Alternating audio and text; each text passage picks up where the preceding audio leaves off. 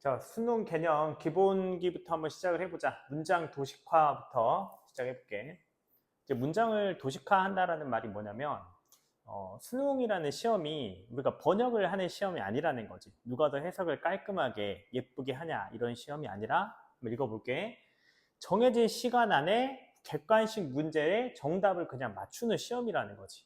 그러니까 수능이라는 시험 자체가 그 목적이 아니잖아. 그냥 지나가는 우리의 단계니까 여기를 빠르게 좀 지나갈 수 있게 효율성으로 이렇게 효율적으로 지나갈 수 있게 만들어주는 시험이라는 거지. 자, 그래가지고 그 해석을 잘하는 사람도 외국 사람들이 그 수능 문제 풀어가지고 몇 개나 맞나 얼마나 맞나 하는 그 영상들 많이 봤을 거야. 근데 사실 힘들거든. 맞출 수가 없다라는 거야. 해석을 완벽하게 하더라도. 자, 그럼 밑에 한번 봐보자. 혹시 이런 경험을 한 적 있으면 본인이 이제 해석 연습을 할 게 아니야, 사실은.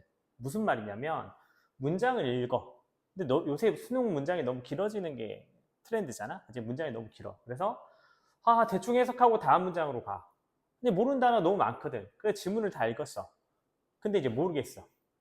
자, 이런 경우나 1번 경우.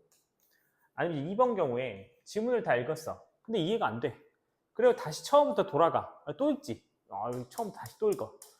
밑줄은 이제 사방에 그어져 있고 이제 이런 식으로 문제를 해가지고 그냥 야 모르겠다 찍어보자 이렇게 가는 경우가 있다. 이런 경험이 있다 하면은 본인이 이제 이 도식화라는 개념 자체를 좀 연습할 필요가 있다. 자, 도식화라는 건 뭐냐면 본인의 역량에 맞게 해석을 하는 거야. 본인의 역량에 맞게. 이게 중요해. 역량에 맞게. 내가 할 수 있는 만큼 모르는 단어는 치워두고 그 다음에 A는 물결이다 요 형태로 만들어주는 거거든. A는 물결이다. 그러니까 아무리 긴 문장도 그냥 아하 A라는 게 좋은 거구나 이런 식으로 만드는 걸 도식화라 그래. 알겠지? 그리고 여기서 이제 A는 그 문장이나 지문의 소재를 가리키는 거고 그 다음 물결은 이제 속성이라고 부를 거야. 앞으로 쭉. 자, 그럼 이제 화제라는 것부터 먼저 A라는 것부터 한번 봐보자. A라는 거는 화제를 말해, 화제. 거기서 다루고 있는 어떤 소재, 화제.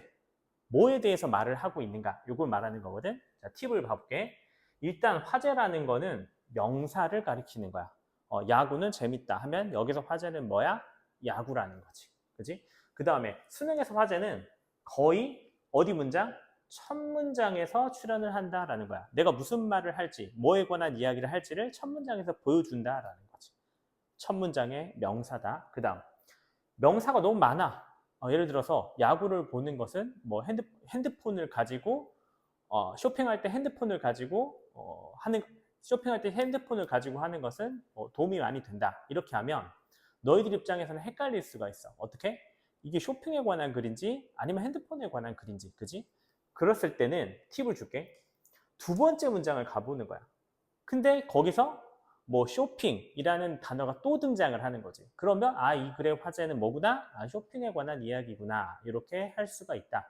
요게 이제 화제를 잡는 이제 세 가지 팁이야. 정리해 보면 A는 화제는 명사라는 거고 첫 문장에서 보통 출연을 한다라는 거고 잘 모르겠으면 두 번째 문장에서 중복으로 등장하는 경우가 있다.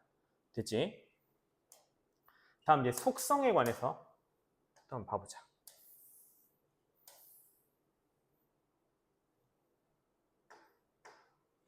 자, 속성에 관한 팁 한번 봐볼게. 이제 속성이라는 것은 이제 서술어 부분에, 특히 동사 부분에서 많이 출연이 돼. 아까 선생님이 예를 든 것처럼 야구는 재미있다 하면은 야구가 소재이고 화제고 A고 재미있다라는 게 속성이구나.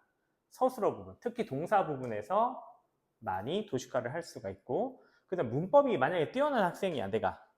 문법이 뛰어난 학생만 들으면 돼. 문법이 뛰어나다라는 말은 사실 그 성분을 잘 구분하는 애냐 이거야. 뭐 주어냐 동사냐 이렇게. 수식하는 부분 빼고 수식어 구나 수식어 절음 빼고 주어나 동사나 목적어 보어 즉 그러니까 필수 성분만 골라서 읽을 수 있으면 그 부분만 골라서 읽는 게 도식화라는 거에 뭐 사실 본질이야. 제일 쉽게 할 수 있지. 자, 밑에 이제 예시를 들어가지고 어떤 식으로 도식화를 하는지 한번 봐볼게. 예를 들어서 다음 문장, 여기 문장 한번 읽어봐. 일단 본인의 해석으로 해석을 쭉쭉 해봐. 굉장히 길지? 실제로 17년 수능에 나왔던 문장이야. 자, 해보고 그 다음에 밑에는 선생님이 그 해석을 붙여놨어. 평가원에서 하는 해석을 붙여놨는데 요렇게 해석을 깔끔하게 하면 좋은데 우리가 해석에 너무 연연하다 보면 요거 다 읽었는데 해석은 깔끔하게 해낸다고 했어. 근데 남는 게 없을 수 있다라는 거지. 선명하지 않을 수 있다라는 거야. 자, 밑에 해석은 내가 써놨어. 붙여놨어. 뭐 지도 위에 선의 정밀성, 기호가 사용되는 일관성, 블라블라블라블라블라 지도에게 과학적인 정확성과 객관성의 분위기를 부여한다, 준다. 이렇게 돼 있지. 근데 이거를 이렇게 긴 문장을 도식화로 하면 자, 봐봐. 뭐에 관한 이야기겠니? 명사를 다 한번 체킹을 해보는 거야. 뭐 지도일 수도 있고 일관성일 수도 있고 상징일 수도 있고 그런데 여기서 봤더니 자꾸 출현하는 단어가 명사가 지도라는 말이지. 그리고 이 선생님 설명을 듣지 않더라도 너희들이 머릿속에 아 이거 지도에 관한 이야기구나 이렇게 남을 수 있다라는 거야. 그리고 여기서 이제 일관되게 계속 설명하고 있는 게 뭐 정확성, 그다음에 확실성, 일관성 이런 것들이 보인단 말이야. 그럼 여기서 보면 서술어 부분 봐볼게. 준다. 뭘 주는 거야? give 준다. 뭘 주는 거야? 맵한테 여기 과학적인 정확성과 객관성을 준다. 그럼 이거 도식화하면 어떻게 되겠니? 얘는 지도는 밑에 써놨지. 정확성과 객관성이다. 이런 식으로 문장을 도식화해서 선명하게 만들어 놓고 가야 된다라는 거야. 자, 이해됐지? 끝. 자, 이번에는 앞에서는 화제를 잡는 방법, 뭐 팁에 대해서 공부를 했잖아. 이번에는 속성, 물결, 속성이라는 것을 도식화할 때 좀 팁을 배워보자.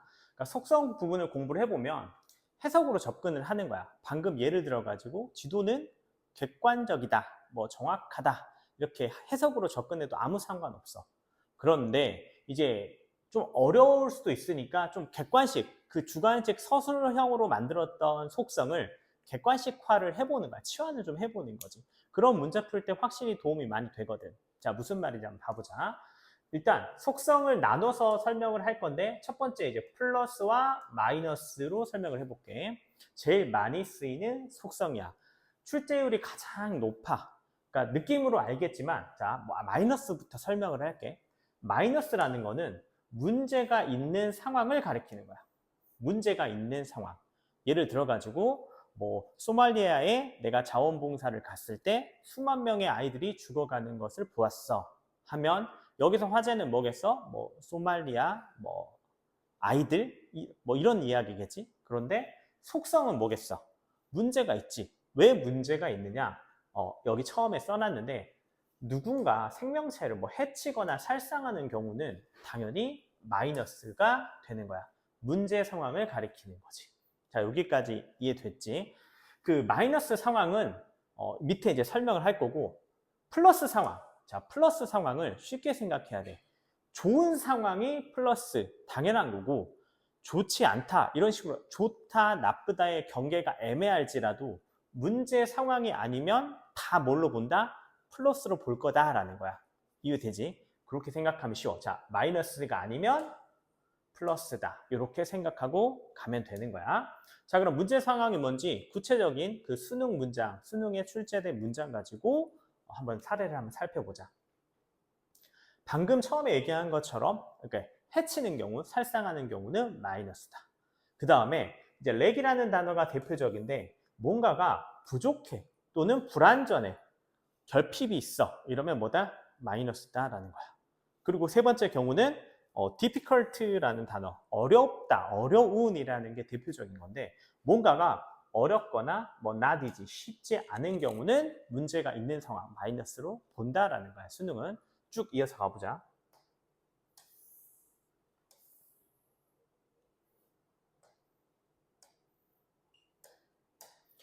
또 봐볼게. 이제 forced가 제일 대표적인 단어인데 뭔가 강요를 받아 또는 내 원래 목적이나 의도가 있었을 거 아니야. 예를 들어서 박물관의 목적은 돈벌이가 아니라 뭐 사람들에게 그 어떤 지식적인 거나 아니면 역사적인 유물 같은 걸 보여주는 거 이런 게 목적일 건데 돈벌이로 뭐 됐다 이런 식으로 원래 목적이랑 달라진 경우 또는 강제로 하거나 강요를 받거나 이런 경우. 그 다음 또 이제 to라는 단어가 너무라고 우리가 해석을 하잖아. 이런 식으로 밸런스가 안 맞는 거야. 밸런스가 무너진 거지. 과도한 거, 좀 심한 거, 과한 거는 마이너스로 본다라는 거. 그 다음에 리미트가 대표적인 단어인데 뭔가에 뭐 컨스트레인 되거나 그러니까 제약이 되거나 리스트릭 되는 거, 한계가 있는 경우는 마이너스로 본다. 문제가 있는 상황으로 본다. 됐지? 자, 그 다음에 이제 두 번째로 배울 속성은 플러스 마이너스가 첫 번째 속성이었고 이제 두 번째로 많이 출제되는 속성이 있어. 그게 이제 동일성이라는 거야. 차이성, 이렇게 선생님이 앞으로 계속 부를 거야. 느낌이 오지? 동일성은 같은 개념이고 차이성은 다른 개념이야. 이쪽으로 대표 단어를 정리해뒀어, 선생님이. 이 감각을 키워나갈 수가 있어야 돼. 밑에 한번 봐보자. 동일성을 나타내는 단어는 당연한 거야. 한국말로 치면은 뭐 같은, 비슷한, 고정된, 유지하는, 영구적인, 지속적인, 일치하는, 뭐 객관적인 이런 것들이 뭐다? 동일성 단어라는 거지. 영어로 봐볼게. 뭐 same이나 identical이나 similar나 equal, 뭐 uniform, maintain, fix. maintain 같은 거 봐봐. 유지하는 거야. 처음에 있는 상태를 그대로 똑같이 계속 유지하는 거. 동일성 단어. fix, 고정하는 거잖아, 뭔가. 그지? 그 다음에 consistent, 일치하는. 얘랑 일치하는, 같은. 이렇게 하면 되고, 이제 objective라는 단어 보이지? 교재에. objective, 이제 객관적인 거. 무슨 말이야? 누가 봐도 어때? 똑같다라는 거지. 동일성 단어고. 차이성 단어 봐볼게.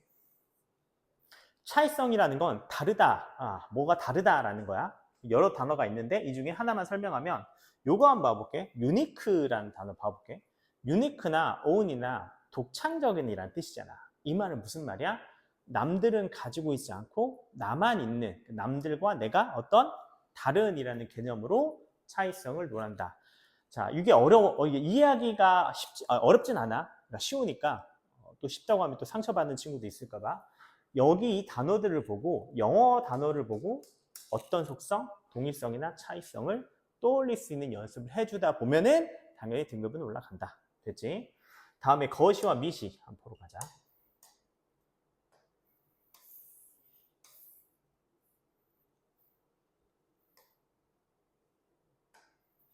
자, 거시 속성과 미시 속성. 자, 거시라는 거는 선생님이 좀 쉽게 얘기를 하면은 여기 써놨어. 사회, 집단, 문화, 구조, 시스템, 환경, 배경. 어떤 느낌인지 알겠어? 집단이나 그룹이나 뭐 사람이나 대중이나 여러 사람들 모여 있는 거, 문화적인 거, 구조적인 거, 시스템적인 거, 이거를 우리는 거시라고 부를 거야. 됐지? 그 다음 미시라는 건 그 반대쪽 개념이니까 뭐겠니? 개인적인 거, 뭐 프라이빗한 거, 사적인 거 이런 것들을 미시 속성이라고 한다. 밑에 보면 단어들이 다 정리가 되어 있으니까 연습해 줘야 되겠지. 되지? 그 다음 마지막으로 이제 무형의 속성과 유형의 속성으로 구분하는 경우가 종종 나와. 근데 사실 잘 출제되지 않으니까 뭐 알면 좋고 나쁘면 뭐 모르면 말고 이런 느낌이긴 해. 그렇지만 연습해 놓는 게 좋겠지. 자, 무형을 나타내는 단어 한번 봐보자. 그러니까 형체가 없는 이란 뜻이야. 그치? intangible 이게 제일 대표적인 단어고 보이지 않는 거. 형체가 없으니까 만질 수도 없고 눈에 보이지도 않고 이런 거. 이 단어들이 이제 무형을 나타내는 단어들 밑에 뭐 invisible, untouchable, immaterial 다 나와 있으니까 뭐 non-material은 없지만 나중에 나오면 충분히 이해할 수 있을 거고 유형이라는 거는 당연히 그 반대 개념, 눈에도 보이고 만질 수도 있고 물질적이고, 그치? 이런 것들을 대표 단어들은 뭐 tangible 제일 대표적인 단어고 밑에 쭉 정리가 되어 있다. 자, 그럼 정리해 보면 화제를 잡아. A라는 화제를 잡을 수 있어야 돼. 그러니까 도식화를 하는데 화제를 내가 잡았어. 그리고 이게 이 속성 서술어 부분이 굉장히 길거나 깔끔하지 않거나 선명하지 않을 수 있단 말이야. 그럼 그럴 때 뭘 써라? 플러스 마이너스로 이렇게 생각할 수 있는 건 기본이다. 제일 많이 쓰는 거니까. 그리고 뭐 동일성과 차이성 정도까지만 해도 한 2등급까지 가는데 아무 지장이 없다. 사실 1등급까지도 별로 지장은 없어. 그 다음 요거 개념을 알면은 문제가 굉장히 쉬워질 거다. 것이랑 미시의 개념 알면 좋고, 마지막으로 알면 좋고 모르면 말고 무형과 유형의 개념까지 이렇게 속성을 나눠서 이거 아니면 이거다 이렇게 생각을 해버리는 거야. 알겠지? 도식화를 할 때 필요한 속성까지 배워봤어. 자, 문장을 도식화하는 것까지 배워봤으니까 이번에는 그 문장에 이제 그 문장이 모여 있단 말이야. 한 문장이 아니라 수능이라는 문장은 수능에서 나오는 활용되는 문장은 보통은 6개에서 8개 정도 되거든. 물론 이제 좀 더 긴 것도 있고 더 짧은 것도 있긴 해. 보통은 이런데 이 문장 중에서 도식화를 내가 막 해놨다고 가정해보자. 막 거북이는 뭐 빠르다, 토끼는 느리다 이런 식으로 도식화를 막 해놨어. 그런데 이게 도대체 뭐가 중요한 문장이냐? 이 문장 중에도 중요도가 다르다라는 얘기를 지금 하고 있는 거야. 근데 여러분은 어떻게 했지? 처음에 문장 읽으면 첫 문장 나 해석 깔끔하게 했어. 두 번째 문장 나쁘지 않구만. 세 번째 문장 이렇게 읽고 있으니까 문제를 풀 수가 없는 거야. 자, 그럼 어떻게 해야 되느냐? 모든 문장이 평등한 게 아니라는 거지. 그럼 뭘 할 줄 알아야 되겠어? 너무 당연한 건데 중요한 문장, 그러니까 신경을 써가지고 이거 도식화를 좀 더 깔끔하게 해보고 한 2번 읽어도 되는 문장, 이런 문장이랑 아니면 진짜 별로 중요하지 않은 문장, 그러니까 대충 읽거나 심지어 안 읽는 게 나은 문장들이 있어. 이런 문장을 구분할 줄 알아야 돼. 구분할 줄 알아야 돼. 알겠지? 자, 그럼 예를 한번 들어보자. 이제 24년 수능 23번 주제 찾기. 이제 23번이니까 주제 문제인데 이 문장을 보면 이 지문을 보면 이렇게 생겼어. 너희들도 한번 해봐. 여기서 중요한 문장이 몇 번일까? 총 6문장으로 구성되어 있거든. 중요한 문장. 중요한 문장은 골랐니? 중요한 문장은 4번 문장이야. 자, 왜 그런지 한번 봐보자. 4번 문장은 이런 표시가 있어. 자, 이거를 뒤에서 배우겠지만 역접이라 그래. 뒤집는다라는 뜻이지. but, 뭐 however 이런 게 제일 대표적이야. 그러나, 하지만 이렇게 해석되는 애들이야, 보통. 여기랑 그 다음에 이런 거 있지. for example 같은 거를 예를 들어 예시라고 할게. 우리는 아직까지는 아무것도 배운 게 없으니까 예시라고 할게. 이 예시를 봤을 거야. 너희들도 보이잖아, 그지? 그러면 이 역접을 한 이 문장과 역접의 뒤의 문장과 이 예시를 하는 앞문장, 이 예시의 앞문장은 중요한 문장이야. 수능에서는 반드시 이렇게 되어 있어. 요거를 배우는 거야. 사실 방금 가르쳐 줘버렸어. 역접의 뒤에, 논증의 예시의 앞에 이렇게 가르쳐 줬거든.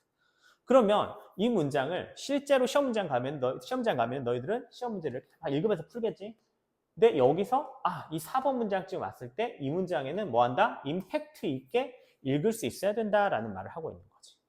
됐지? 그러면 뭐 경제적인 이득 한 3등급 정도 해석 맞춰가지고 할게. 제공되는 이러한 서비스, 이러한 기술에 의해서, 서비스에 의해서 뭘 기반으로 해서 비시장 가치를 기반으로 해서 이런 것들이 exceed 초과할지도 몰라, 넘어설지도 몰라. 경제적인 가치, 어떤 목재의 경제적인 가치를 넘어설지도 몰라.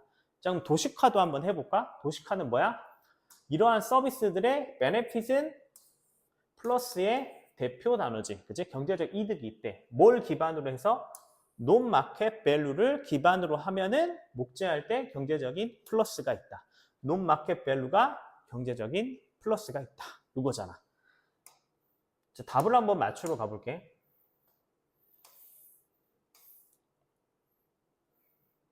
자, 어때? 굉장히 선명해졌지? 물론 이제 쭉 읽어서 풀어 더 맞추는 사람도 많이 있을 거야. 하지만 선명해졌으니까 보면 답은 뭐밖에 안 되겠어? 보이니?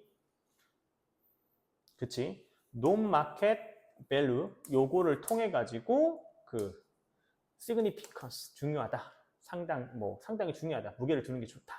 2번이라는 게 알 수가 있지. 굉장히 쉽게 풀 수가 있겠지. 자, 여기를 연습을 해야 되는 거야. 문장의 중요도가 어떻다? 다 다르다. 우리가 해야 될 건 뭐다? 중요한 문장을 어떻게 찾는지, 뭐가 중요하고 뭐가 중요하지 않은지를 구분할 줄 알아야 된다. 중요한 문장을 찾기 위해서 가장 먼저 배워야 될 거, 근본적인, 기본적인 2가지가 있어. 그게 논증이라는 개념이랑 역접이라는 개념인데, 먼저 논증부터 한번 살펴볼게. 그러니까 아이러니한 건데, 중요한 문장을 찾기 위해서는 중요하지 않은 문장을 먼저 공부를 해줘야 돼. 앞에서 뭐 플러스를 알기 위해서는 먼저 마이너스, 문제 상황이 뭔지를 공부해서 마이너스 문제 상황이 아니면 플러스구나 한 것처럼 그 중요하지 않은 문장, 이것을 공부를 먼저 해줘야 돼. 논증이라고 선생님이 부르는 건데, 줄임말이야. 논리적인 증거, 논리적인 증명, 이거의 줄임말이야. 그러니까 글쓴이가 얘기하고 싶은 주제나 주장, 내가 말하는 게 맞다, 이거를 뒷받침하기 위해서 활용하는 거야. 그러니까 우리가 필요한 거는 주제나 주장이야, 사실은. 그지? 그러니까 요거를 빨리 찾아내기 때문에 필요 없는 거를 걸러내기 위해서 논증이라는 개념을 먼저 배우는 거야.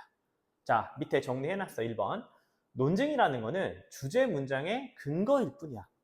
이 말은 무슨 말이냐면, 우리가 앞에 보기에서, 예제에서 보고 왔는데, 폴그젠플이 제일 대표적이거든. 예시, 그러니까 논증이 시작되기 전 부분이 중요하다. 그러니까 논증이라는 게 중요하지 않으니까 이 논증이 왜 나왔을까? 내 말이 맞다라는 걸 증명하기 위해서 나왔어. 근데 뭐를 증명하기 위해서? 논증이 시작되는 앞에 문장을 증명하기 위해서. 됐지? 그 다음 두 번째, 논증 부분이라는 게 중요하지 않다라는 거야. 헷갈리게만 해. 우리 오답을, 그러니까 문제를 맞추지 못하게 하는 주 범인이란 말이야. 그래서 논증 부분은 이거야. 대충 읽거나 아니면 버려주는 이런 연습을 많이 해줘야 돼. 읽어서 도움 받으면 좋아. 근데 안 될 것 같으면 좀 무시하는 게 더 중요해, 사실은.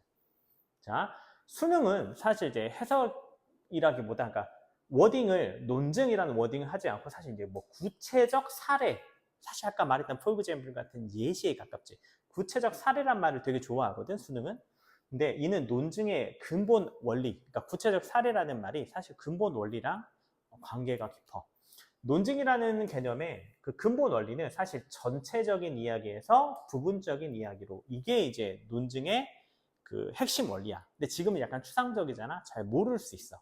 그래서 그거 글을 읽으면서 선생님이랑 앞으로 가면서 맞춰 이제 구체적으로 뭐 어떻게 실현이 되는지, 시각화가 되는지를 배울 건데, 그거를 구체화해 놓기 위해서 언어로 써놓긴 했어. 선생님이 써놓긴 했거든. 한번 읽어보자.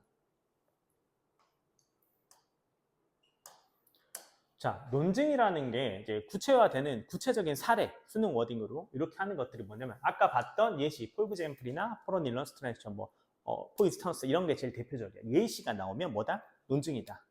그 다음에 사람 이름 나오면 뭐다? 무조건 논증이다. 유명한 사람, 권위자의 그 권위를 빌려가지고 내가 이제 내 말이 맞다라는 걸 증명하기 위해서 쓰는 거. 알겠지? 고유명사 같은 거 나오면 논증이다. 그 다음, 실험이나 연구나 조사하는 글을 엄청 많이 볼 거야. 그럼 왜 하겠니? 그 실험이나 연구 조사가 진짜 중요해서 할까?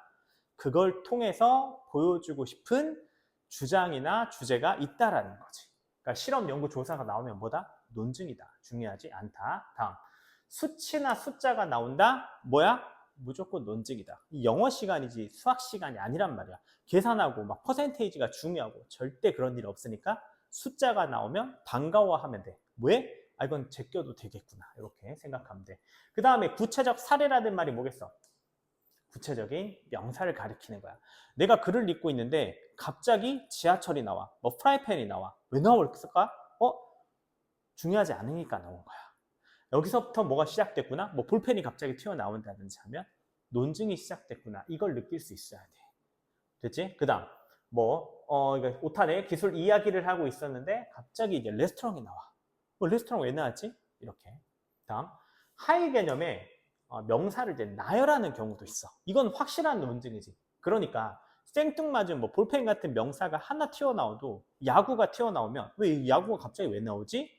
이래야 되는데, 심지어 여기에 뭐 농구, 축구, 탁구, 야구 이런 식으로 나열을 해놨어. 구체적인 생뚱맞은 명사를 나열해놔서 100% 논증이라는 거지.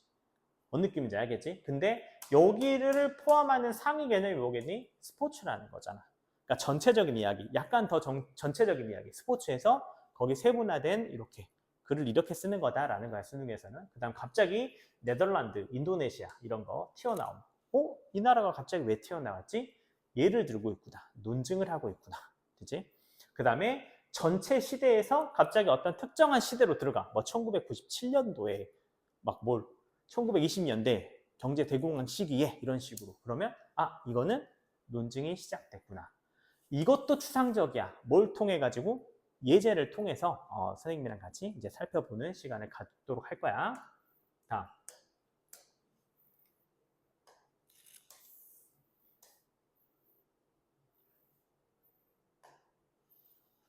자, 논증이라는 개념 왜 배운다 그랬어? 뭔가 중요하지 않은 부분, 내가 걸러내야 될 부분을 캐치하기 위해서 배운 거라면 역접은 그 반대야. 역접은 이제 사전적 의미가 뭐냐?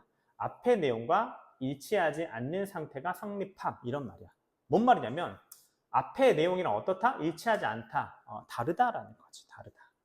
쉽게 얘기하면 글의 흐름을 뒤집는다는 말이고, 역접이 된 후의 내용이 더 중요하다 이거야. 앞의 내용이 날아갔으니까. 그러나 하지만이라고 되는 거. 알겠지? 좀 심하게 얘기하면 앞의 내용은 필요가 없다. 이렇게까지 가도 돼. 자, 그럼 가보자. 역접이 발생한 다음에 주제 문장이 나온다. 역접이 된 다음 부분이 중요하다는 뜻이고, 영어로 역접을 치는 단어들이 이런 것들이야. But, however, nevertheless, yet, still, even so 이런 것들이 역접 표현이니까 외워두도록 해야 되겠지. 자, 지금까지 배운 내용을 종합해가지고 중심 문장, 중요한 부분 찾는 거 요약하면 이렇게 돼. 논증의 앞, 논증이 시작되기 앞이랑 아니면 역접을 친 뒤쪽 이렇게 정리하면 되겠다.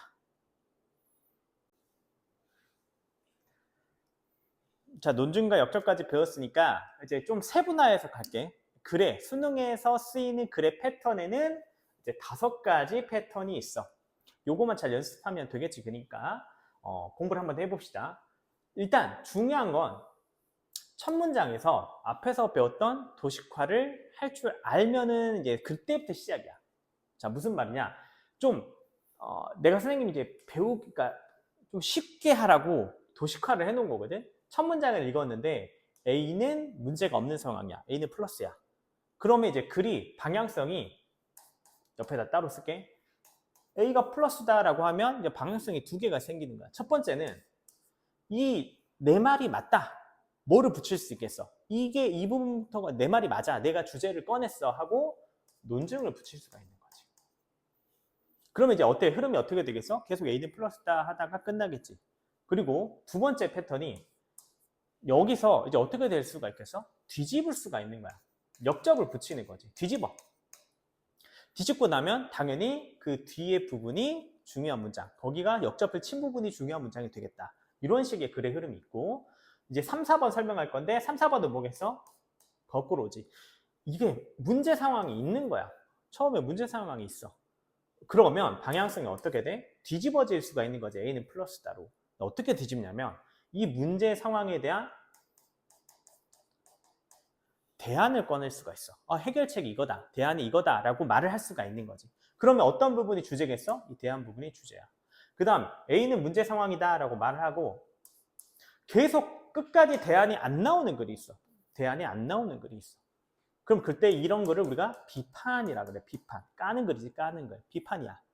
그럼 비판에는 보통 뭐가 붙느냐 하면 나중에 또 설명을 하겠지만 예시, 그러니까 논증 같은 게 많이 붙어. 논증 같은 게 붙거나 아니면 원인과 결과를 맥도날드 햄버거를 많이 먹으면 비만에 걸린다. 문제가 있는 상황이지. 비만이 좋은 거 아니니까.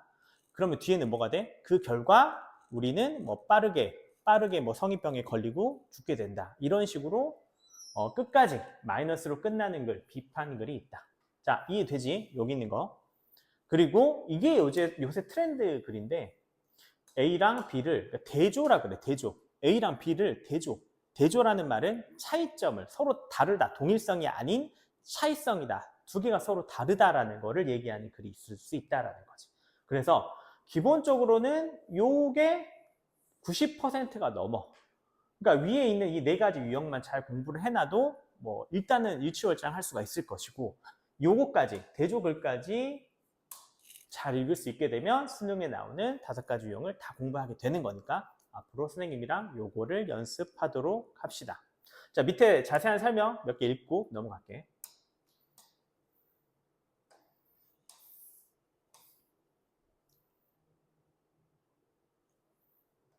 자, 봐봐. 방금 선생님이 했던 말을 그대로 가는 거야. 첫 문장을 읽었는데 뭔가 마이너스가 느껴지지 않아. 그러니까 플러스야. 그러면 경우의 수가 뭐다? A는 플러스다라고 하면 경우의 수는 여기 뒤에 계속 플러스로 가는 경우, 뭐가 붙는 경우? 논증, 내 말이 맞다가 붙는 경우나 아니면 역접, 뒤집는 경우나 이렇게 두 가지 경우의 수가 있을 수 있다라는 거야. 첫 번째, A 플러스에서 A 플러스로 가는 경우는 어떤 거 붙어 있어? 글의 흐름이 뒤집히지 않고 끝나는 논증이 붙을 수가 있다라는 거고, 두 번째, A는 플러스다라고 시작을 했어. 그 다음에 논증이 아닌 역접이 붙을 수도 있다, 뒤집을 수도 있다라는 거. 그리고 이제 이해를 돕기 위해서 선생님이 A는 마이너스다라고 써놨지만 역접을 친다고 해서 무조건 뭐 플러스 속성이 마이너스 속성이 되고 이러는 건 아니야. 알겠지? 그렇지만 기본적으로는 이렇게, 이게 제일 중요한 거니까. 다음.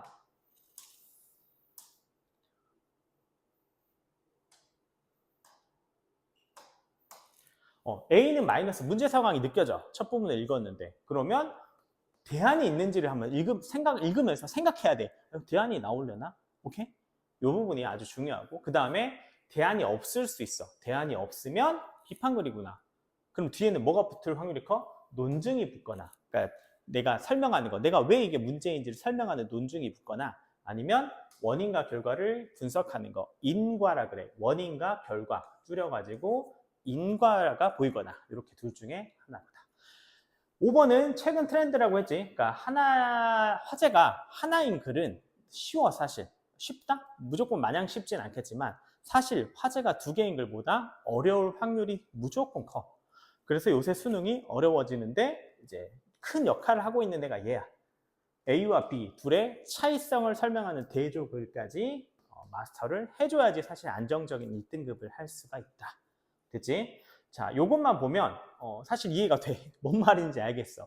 근데 이제 실제로 이게 글에서는 어떻게 되는지를 앞으로 예제를 통해 가지고, 이 교재의 특징이 그거야. 예제를 통해 가지고 구체화한 거를 선생님이 유형별로 그냥 다 모아놓고 설명해 주는 거거든. 근데 이제 이게 이제 최근 10년이라고 할게. 보통 한 10년 넘긴 하는데 앞에 15년부터 20년까지 출제된 평가원 문제를 전부 다 예제로 다루고, 그 다음에 나중에 이제 파트 2의 실전 편에서, 실전 모의고사 편에서는 그 21년부터 이제 그 쭉쭉쭉 나와서 가장 최근에 나온 평가원 시험까지 해가지고 실전 모의고사를 할 수 있도록 준비를 해놨으니까 한번 따라와 보자. 그리고 풀이 영상 자체는 실제로 예를 들어가지고 주제, 요지, 뭐 제목 문제 푸는데 1분 아니면 1분 많이 걸려도 1분 30초만 요구하잖아. 그러니까 선생님 해설은, 문제 해설은 너희들이 푸는 시간보다 짧게 될 거야. 사실 푸는 시간보다 해설이 길면 그거는 정말 그 깔끔한 해설이 아니거든. 알겠지? 포인트를 딱딱 짚어가지고 이건 이거야 라고 할 테니까 너희들도 그 연습을 그런 식으로 해주면 좋을 것 같다. 됐지? 자, 이제 그 중요한 표현에 대해서 한번 배워보자. 우리가 앞에서 논증에 대해서 굉장히 많이 다뤘단 말이야. 사람 이름이 나온다든지 구체적인 사물, 뭐 숫자, 어떤 구체적인 시대, 이런 거 나오면, 예시 표현 이런 거 나오면 그 논증이다. 그러니까 논증을 왜 배운 거였어? 논증 부분은 중요하지 않고 논증의 앞부분이 중요하다. 그러니까 주제가 아니다. 주제를 뒷받침하는 근거일 뿐이다. 이렇게 해서 배운 거잖아. 이것만 사실 배워도 지금 신세계가 열린 친구들이 꽤 많을 거야. 근데 이번에 배울 건 뭐냐면 논증이라는 표현 반대로 어떤 표현? 중요한 표현도 있을 수 있잖아. 그치? 그러니까 글이라는 게 2차원의 글이야. 그러니까 선생님이 지금 강의를 하는 것처럼 하면은 작은 부분 이렇게 작게 얘기해가지고도 뭐 중요하다고 말을 할 수가 있는 거고, 아니면 막 소리를 질러가지고 이건 중요해라고 말을 할 수도 있는 거잖아. 근데 글은 이렇게 생겼어. 굉장히 평면적이고, 뭐 수능 지문을 쓰는데 갑자기 어떤 글만 중요해 막 이렇게 크게 쓸 수가 없다고. 이건 안 중요해 막 이렇게 쓸 수가 없잖아. 그래서 강조하는 어떤 중요한 표현들에 대해서 배우고 가자라는 거야. 알겠지? 해보자. 첫 번째, 질문이 있으면 답변. 사실 여기서 배우지 않더라도 앞에서 몇 번 나왔어. 질문하면 뒤에 무조건 답변이 붙어 있었잖아. 질문이 있으면 그 뒤에 답변 문장은 중요한 표현이다. 알겠지? 질문에 대한 답변은 중요한 표현이다. 다음 두 번째, 글쓴이가 의도를 그냥 드러내버리는 경우가 있어. 근데 여기서 이제 글쓴이를 잘 생각해야 돼. 글쓴이는 I 아니면 위야. 쉽지? I 아니면 we야. 왜냐면 we는 뭐 그룹이거나 단체일 수도 있고 I 플러스 you, 나랑 너랑 이렇게 할 수도 있으니까 작가가 들어가 있다라는 거지, 글쓴이가. 그래서 그리고 서술어가 중요해, 사실은. 이 서술어가 내가 여기 한국말로 해볼게. 내가 확신한다 라고 해볼게. 내가 확신함. 이런 뭐겠어? 당연히 작가, 글쓴이가 이렇게 나 확실해 이렇게 말을 해버리는 거니까 주제라는 거지. 뭔 말인지 알겠지? 이거는 이제 실제로 구체적인 사례로 공부를 할 거고. 자, 다음 변증법이라는 게 있어. 변증법이라는 건 뭐냐면 사전적 의미부터, 이 말이 이미 어렵잖아. 그러니까 선생님 잘난 체 하려고 막 하는 게 아니고 능력이 부족해서 이것 말고 뭐 더 좋은 표현을 못 찾았어. 정명제와 반명제를 사용하여 이들 간에 모순되는 주장의 합명제를 찾는 것이다. 미쳤지? 이거 할 수 있겠니? 자, 너무 어려워. 근데 쉽게 말해보자. 근데 이 모순이라는 건 있어.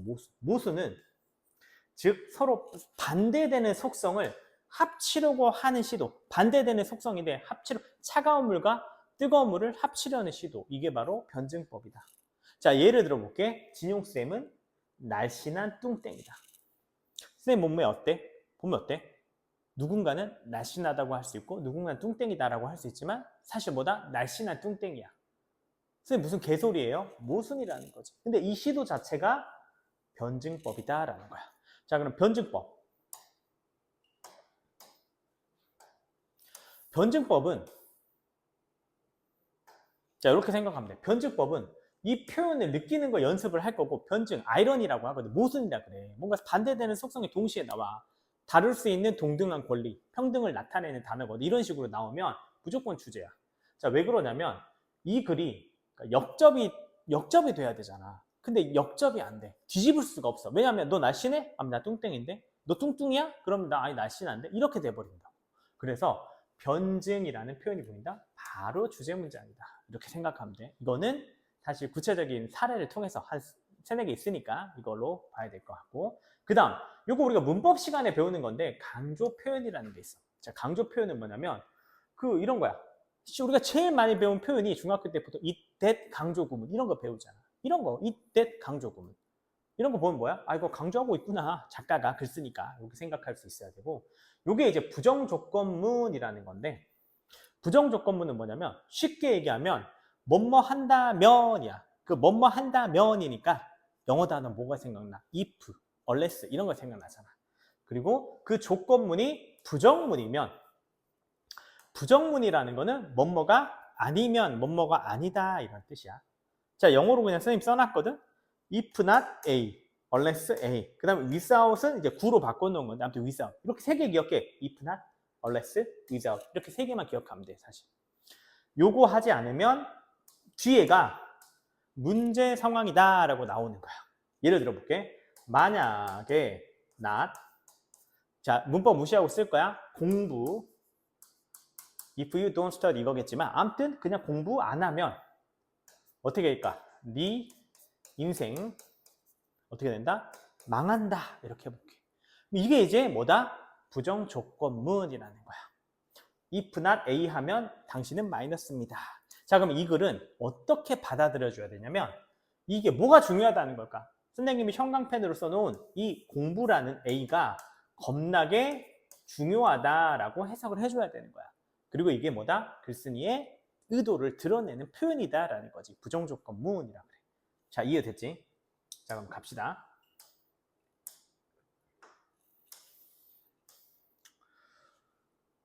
요걸 가지고 한 번만 읽고 요 파트 끝내도록 할게. 이런 문장을 그냥 읽으면 A가 없으면 아니면 예를 들어 without her help 그녀의 도움이 없었다라면 문제가 생긴다, 망한다. 이거 다시 한번 어떻게 해야 된다? 이거 자주 나와서 그래. 중요하니까 그래. A가 반드시 필요하다, 중요하다. 이렇게 해석을 해줘야 된다고. 됐지? 지금까지 나왔던 그 논증이 중요하지 않은 표현을 걸러내기 위해 공부를 한 거였다면 지금 보는 것들은 뭐다? 중요한 표현. 이 표현은 좀 내가 체크해놓고 중요하게 읽어야 된다라는 표현이니까 뒤에 이제 구체적인 예제를 통해 가지고 공부하도록 합시다. 끝.